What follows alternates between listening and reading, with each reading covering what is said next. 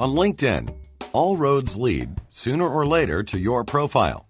It is absolutely the hub of your LinkedIn presence, and it's worth paying attention and putting some effort into getting it right. Paying attention matters here in a way that may not be immediately obvious. LinkedIn is perfectly willing to fill in parts of your profile for you. It does this by using a few default settings.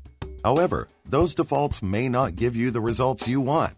Don't let LinkedIn set up your profile for you. It all starts when you first sign up for an account. All that's needed is a name, an email address, and a password that you create. Use your real name in whatever version you use or want to use professionally. We're not looking to remain anonymous here, and we're not looking to project anything but the most career-ready identity.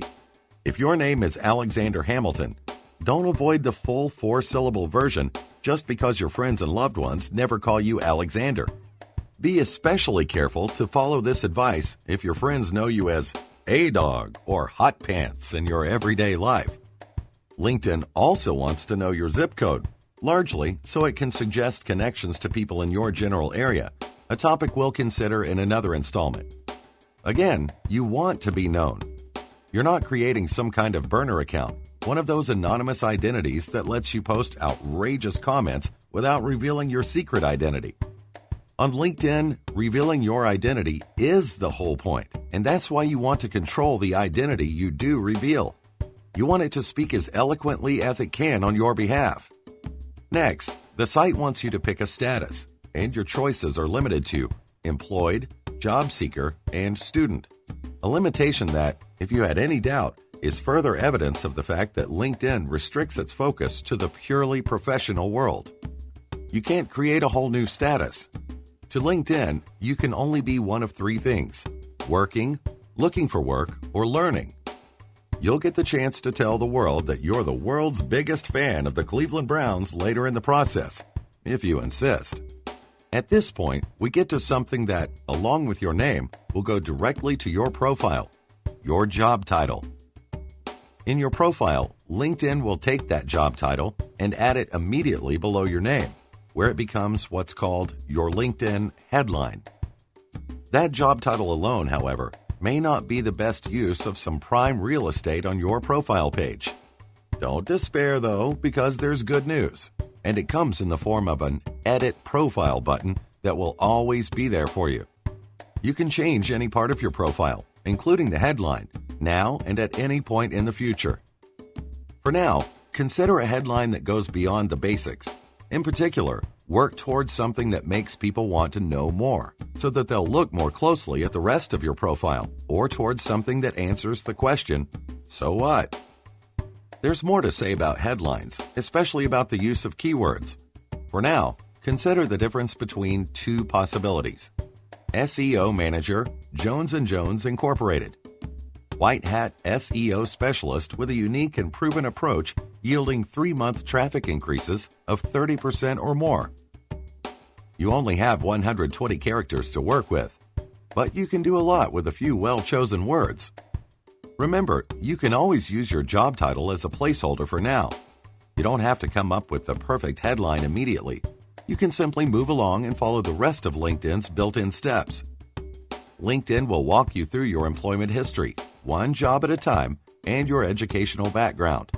All you have to do is follow the prompts that appear above your name, and you'll see, as you save each piece of information, that it's all added in chronological order to the background section of your profile. When you've answered all those questions, it's time to move beyond words and add a photo that you'll upload from your computer. LinkedIn won't force you to add a photo. There's a default here too, a grayish silhouette. But a personal photo is not something you should skip. Your picture turns out to be surprisingly important, and to be honest, highly influential. People pay attention. That being the case, your choice of photo really matters. It should be professional. It should project the qualities you want people to see in you. How this happens is a matter of both art and science, and there are all kinds of strategies you can use. For this short video, it's enough to say that you should take some care with your choice. If you have doubts about your selection, go for a formal, career-oriented photo. And as the saying goes, one in which you're dressed for the job you want.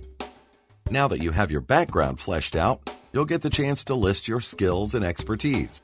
Even if you have a host of skills and a wealth of expertise, however, don't overload this part of the profile. Stick to the skills that really matter, the ones you want to showcase. Think of the skills that you'd be looking for if you were hiring someone who does what you'd like to do. Hit those skills hard. It's much more effective to have the right skills in a short list than a scrolling epic that spells out every skill under the sun. Think in terms of keywords and search terms, because that's what much of this content is all about. Finally, you get to add a summary. There are no questions to answer or steps to follow. It's a blank space that lets you add just about anything you want. As usual, just because you can add anything you want does not mean that you should. But here you can stretch a little. Tell your story in a professional way and summarize your interests and accomplishments. You don't have to stop at what you've done. This is a good place to write briefly about your goals and aspirations. That briefly is important. Don't burden the reader with a wall of text. Instead, make your summary organized and easy to read. When you're almost done, LinkedIn will step in and try to be helpful. As you'll see, it's been looking over your shoulder as you put all this together, and it may have found some gaps in your profile.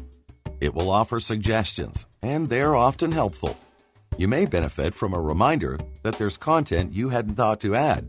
Perhaps there's a big project that should make an appearance, an award that's worth memorializing, or some volunteer activity that deserves a nod. If you want to add anything from those suggestions, LinkedIn will walk you through each category with some very simple questions, just as it did when you covered employment and education. One last thing, your LinkedIn profile is not set in stone. If you get a new job, you've been involved in a major project, or you've accomplished something of note recently, update your profile.